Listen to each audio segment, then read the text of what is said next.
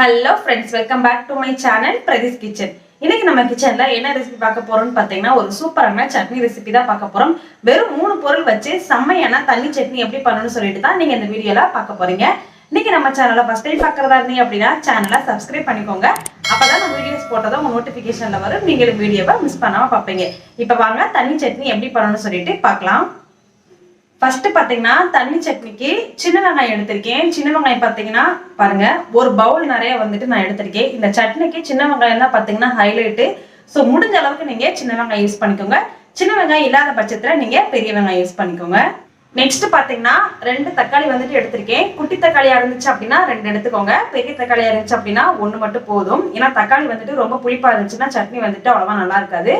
3 பச்சை மிளகாய் வந்துட்டு எடுத்திருக்கேன் நான் இன்னைக்கு. உங்க காரத்துக்கு தகுந்த மாதிரி நீங்க பச்சை மிளகாய் அட்ஜஸ்ட் பண்ணிக்கோங்க. கொஞ்சமா புதினாவும் கொஞ்சமா கொத்தமல்லியும் எடுத்திருக்கேன். புதினா கொத்தமல்லி பாத்தீங்கன்னா ஆப்ஷனல் தான், தேவைப்பட்டா சேர்த்துக்கோங்க. இல்லைன்னா இந்த இடத்த மட்டும் நீங்க ஸ்கிப் பண்ணிட்டு வெறும் 3 பொருள் மட்டும் வச்சு நீங்க சட்னி பண்ணலாம், நல்லா தான் இருக்கும். இது பாத்தீங்கன்னா ஒரு ஃபிளேவருக்காக ஆட் பண்ணியிருக்கேன். இப்ப வாங்க அடுத்து என்ன பண்ணேன்னு சொல்லிட்டு பார்க்கலாம். இப்ப அடுப்பு பத்த வச்சு ஒரு கடாய் அடுப்புல வச்சிருக்கேன். கடாய் நல்லா ஹீட் ஆனதும் தேவையான அளவுக்கு நல்லெண்ணெய் சேர்த்துக்கலாம்.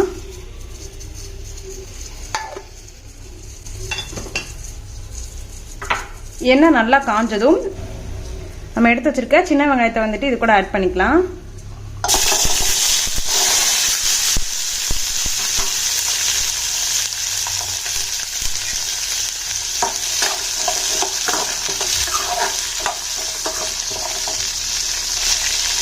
இப்போ வெங்காயம் வதங்குறதுக்கு தேவையான அளவுக்கு உப்பை இது கூட சேர்த்துக்கலாம்.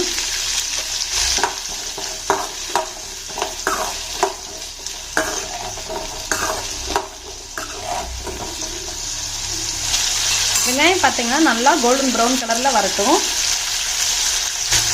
இப்போ நம்ம பச்சை மிளகாய் சேர்த்துக்கலாம்.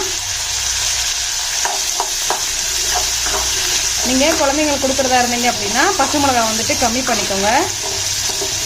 பச்சை மிளகாய் பார்த்தீங்கன்னா காரமாக இருக்கும், ஏன்னா நம்ம வேறு எதுவுமே சேர்க்கல.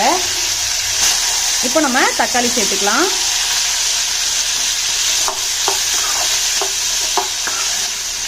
நான் வந்துட்டு இன்னைக்கு 2 தக்காளி எடுத்திருக்கேன்.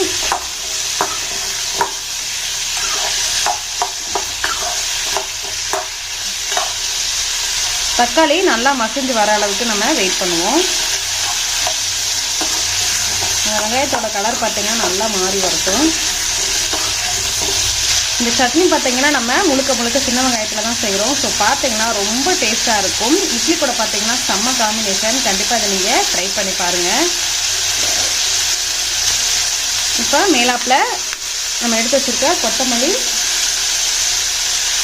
புதினா நல்லா வந்துட்டு வதக்கி விட்டுக்கோங்க.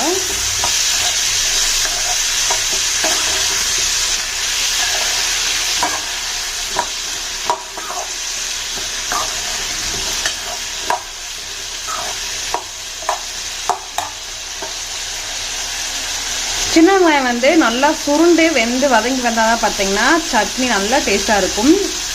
ஒன்றும் பாதியமாக வந்துட்டு நீங்கள் வேக வச்சிடாதீங்க. கலர் வந்துட்டு நல்லா மாறி வர்ற அளவுக்கு நீங்கள் நல்லா வதக்கி விட்டுக்கோங்க.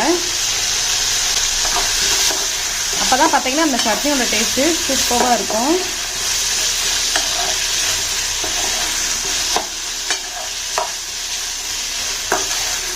இந்த சட்னி செய்கிறதுக்கு பார்த்தீங்கன்னா ரொம்ப நேரம் டைம் எடுக்காது. டக்குன்னு வந்துட்டு நம்ம ப்ரிப்பேர் பண்ணிடலாம்.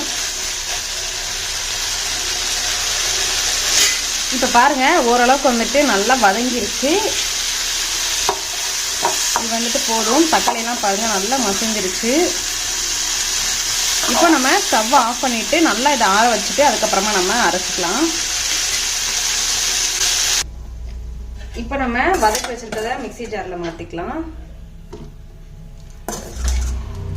உப்பு வந்துட்டு நம்ம சேர்த்துட்டோம். நீங்கள் அதை அரைச்சி முடிச்சதுக்கப்புறமா பார்த்து சேர்த்துக்கோங்க. பாருங்க கொஞ்சமா வந்துட்டு தண்ணி சேர்த்துட்டு நம்ம அரைச்சிக்கலாம். பாருங்க சூப்பரா வந்துட்டு அரைச்சாச்சு.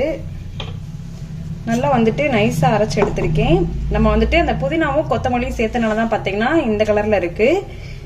சட்னி ரொம்ப டேஸ்டா இருக்கும். இப்போ வந்துட்டு சட்னிக்கு லைட்டா ஒரு தாளிப்பு கொடுத்துடலாம். இதை நீங்க கட்டியா வேணாலும் சாப்பிடலாம். நான் வந்துட்டு நல்லா தண்ணி ஊற்றிக்க போறேன். அப்பதான் இட்லி கூட சாப்பிட்றப்ப நல்லா இருக்கும். இங்க பாருங்க